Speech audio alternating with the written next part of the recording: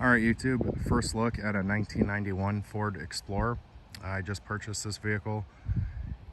It was a one-owner vehicle purchased new in San Francisco, California. Same family owned it for the last 31 years. Came with every service record since new. Without a doubt, the most comprehensive and detailed service history of any car I've ever had. And being a California rig its whole life, it is absolutely rust-free, which is awesome because frequently these are pretty clapped out, rusted out, beat to heck. This one needs some love. It's by no means perfect, but has 128,000 miles. It's absolutely original and documented. Again, being a California vehicle, it's had emissions and smog and all that, so there's mileage records. Very well equipped to be an XLT. It has a leather interior, the JBL sound, and the pop-up moonroof. And it is in much above average condition. Any of you that are familiar with first-gen Explorers,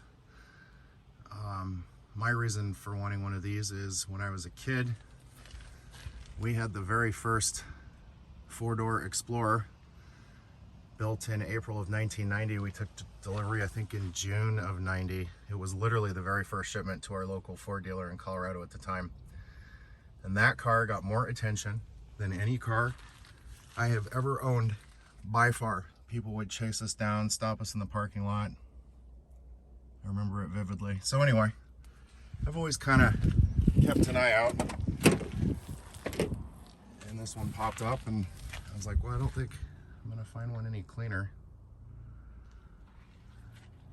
The flaws that it has, any of you Ford people, 3 of the 4 power windows don't work. Air conditioning, of course, needs to be recharged. It probably has a leak. Cassette player works, AM/FM radio does not. And I tested out the 4-wheel drive, does nothing, but I read online, I guess if it's not used, a lot of times that motor can seize up, so hopefully that's a simple fix. Power windows sound like they might be a bit of a pain though, just from what I saw online.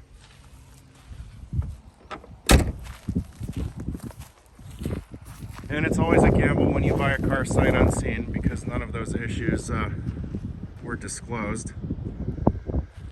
The only thing that was disclosed was the AM/FM radio having an issue, but I'm still overall pleased because it was not very expensive, even with shipping. Fire it up.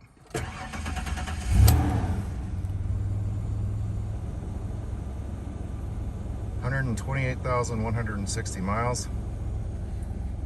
And again, every single service record since it was new.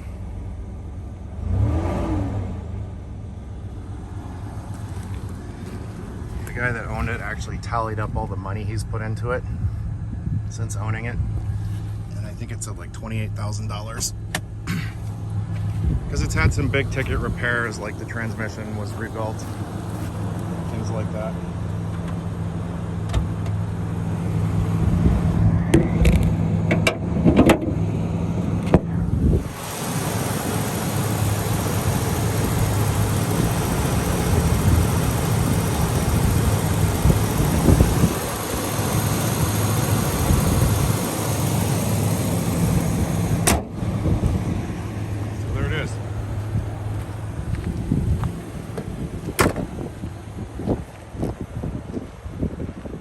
Sorry about the wind as usual.